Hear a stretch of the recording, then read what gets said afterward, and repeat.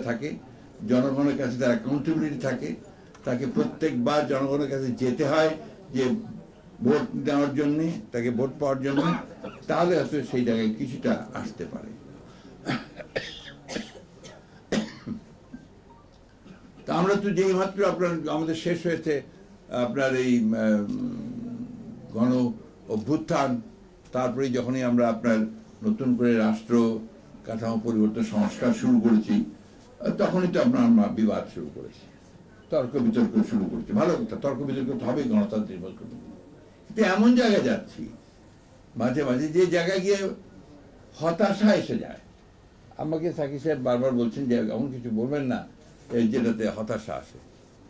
আমি হতাশাবাদী লোক কখনোই ছিলাম না, আমি হতাশাবাদী হতেও চাই না, কিন্তু এটা তো সত্য কথা যে হতে হচ্ছে।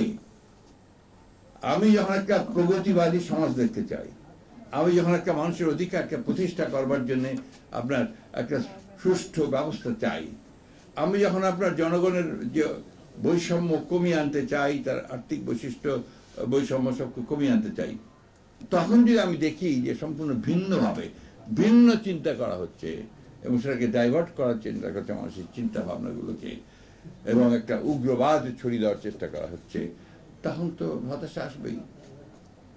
আমাদের যেটা আমি মনে করি যে দায়িত্ব আমাদের, যারা আমরা লড়াই করেছি, লড়াই করছি, করে চলেছি, আমাদের দায়িত্ব হবে যে সত্যিকার অর্থেই জনগণের জন্য যেন আমরা আপনার জনগণ কথাটা আমার কিছু খুব ভেগ মনে হয়। কারণ কোন জনগণ, কারা?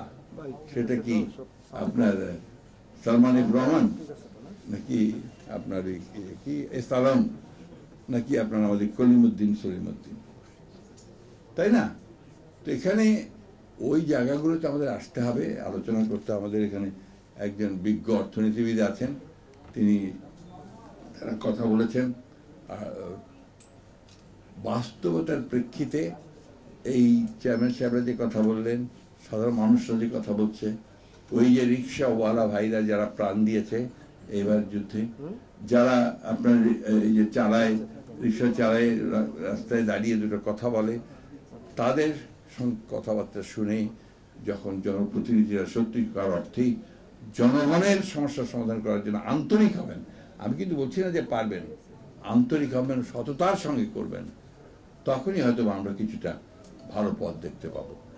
আমি কোনো তাত্ত্বিক আলোচনায় গেলাম না। আমাদের বিথিকা যে টু দি পয়েন্ট যে অ্যান্সারগুলো চেয়েছে, সে উত্তর দেওয়ার কোনো অবকাশ আছে বলে আমি মনে করি না। এটা আমার সিস্টেমের উপর নির্ভর করবে। আমি যদি একটা জনপ্রতিনিধিত্বমূলক সরকার গঠন করতে পারি, আমি যদি একটা সুষ্ঠু নির্বাচন করতে পারি, সুষ্ঠু নির্বাচন করে আমি যদি ইউনিয়ন পরিষদ, উপজেলা পরিষদ, পার্লামেন্ট গঠন করতে পারি, তাহলে সেখানে আমি জনগণের কাছে জবাবদিহিতামূলক একটা ব্যবস্থা তৈরি করতে পারবো। সেটাই হবে আমাদের। আমি মনে করি আপাতত এটা একটা ভালো পথ বেরোবে, যেখানে গিয়ে আমি হয়তো কিছুটা সমস্যার সমাধান করতে পারবো। শিক্ষা শেষ, শিক্ষা ব্যবস্থা শেষ করে দিয়েছে, স্বাস্থ্য শেষ হয়ে গেছে। সেগুলোকে আপনাকে আবার নতুন করে গড়ে তোলার জন্য তো মানুষ লাগবে, সেই মানুষগুলো তো তৈরি করতে হবে আপনাকে। আজকে দুর্ভাগ্যজনক ভাবে, আমি আমার অভিজ্ঞতা থেকে বলছি আপনাকে, আপনি সেক্রেটারিয়েটে যাবেন, আমার জানি এরপর আমার অনেক অনেক কথা বলবেন, সেক্রেটারিয়েটে গেলে ওই যে আমলারা বসে আছে, তারাই সব কিছু নির্ধারণ করেন। আমাদের উপদেষ্টা যারা দায়িত্ব পালন করছেন এখন, অনেক ক্ষেত্রে তারা অসহায়, অনেক ক্ষেত্রে তারা অসহায়।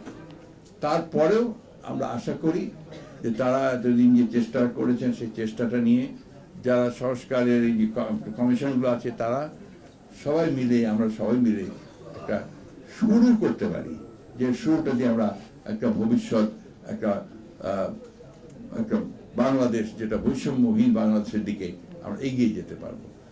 ধন্যবাদ সকলকে। আসসালামু আলাইকুম।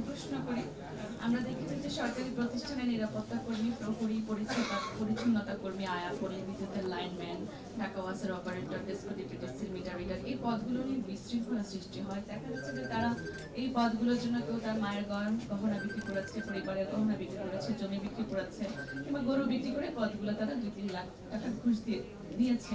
কিন্তু এখন দেখা যাচ্ছে সরকার পরিবর্তনের পর হচ্ছে কি তাদেরকে ট্যাগিং দিয়ে নতুন লোকজন বসাচ্ছে, ঠিক একই সময় যেখানে বিগত 17 বছরে যারা ফ্যাসিস্ট তৈরি করেছে আমলা মন্ত্রী প্রশাসনিক কর্মকর্তা, তাদেরকে নিয়ে কিন্তু উপদেষ্টা পরিষদ চা খাচ্ছেন, বাজেট করছেন, পরিকল্পনা করছেন। তাহলে শুধু নিয়ম কি শুধু এই নিম্নবিত্ত মানুষদের জন্য? আমরা একবার দেখেছিলাম অবৈধ রিক্সা যখন উচ্ছেদ চলছে, তখন একটা রিক্সাওয়ালা বলছিলেন পারবেন তো স্যার শুধু আমগো লগেই। তাহলে কি এইটা কি বৈষম্য নেই? এটা কি নিরসন? আমি তো সেই প্রশ্নের উত্তর দিয়ে দিচ্ছি অলরেডি, যে বিচ্ছিন্নভাবে কোনো কিছুই হবে না, একটা জোড়াতালি দিয়েও কোনো কিছু হবে না। একটা সুনির্দিষ্ট উদ্দেশ্য, লক্ষ্য, চিন্তা ভাবনা, তার থিওরি সব কিছু নিয়ে এগুতে হবে। সেখানে এই যে বিচ্ছিন্নভাবে একজন গার্ড টার্ডের কথা বলে তো লাভ নেই, টোটাল থিং। একজন কৃষকও তো আপনার পুরোপুরিভাবে তার পণ্যের ন্যায্য মূল্য থেকে বঞ্চিত হচ্ছে না। আজকে যে কিছুক্ষণ আগে বলুন যে ঢাকা শহরে আপনার এই ব্যাটারি চালিত রিক্সা ভরে গিয়েছে, এরপরে চলা যাবে না। তো সে কেন? কারণ তার কর্ম নেই, কর্মসংস্থান নেই। তাকে বেঁচে থাকতে হলে তাকে ওই রিক্সাটা চালিয়ে বেঁচে থাকতে হবে। তো গভর্নমেন্টকে সেই পলিসি আনতে হবে যে পলিসিগুলোতে আর বিকল্প কর্মসংস্থানের ব্যবস্থা তৈরি হবে এবং একই সঙ্গে এই রাস্তাগুলোকে ঠিক করা সম্ভব হবে। এটাই হচ্ছে মূল কথা। এবং সব শেষ কথা যেটা, সেটা হচ্ছে যে আমাদের ঐক্যবদ্ধ থেকে এই সব কিছুর ঊর্ধ্বে উঠে, একটা দুর্নীতির ঊর্ধ্বে উঠে আমাদেরকে আমাদের ভবিষ্যৎ তৈরি করার জন্য কাজ করতে হবে। বাংলাদেশের মানুষ পারে, বাংলাদেশের মানুষ 52-তে পেরেছে, বাংলাদেশের মানুষ 69-এ পেরেছে, বাংলাদেশের মানুষ 70-এ পেরেছে, 71-এ পেরেছে। তো সুতরাং না পারার কোনো কারণ নেই। আর যে সব শেষে যেটা পেরেছে এটা তো অভাবনীয়, অসাধারণ। সেই ক্ষেত্রে আমার মনে হয় যে আমরা পারবো, আমাদেরকে সেই সামনের দিকে ধৈর্য ধরে এগিয়ে যেতে হবে। ধন্যবাদ। ধন্যবাদ সকলকে আমাদের অনুষ্ঠানে আসার জন্য।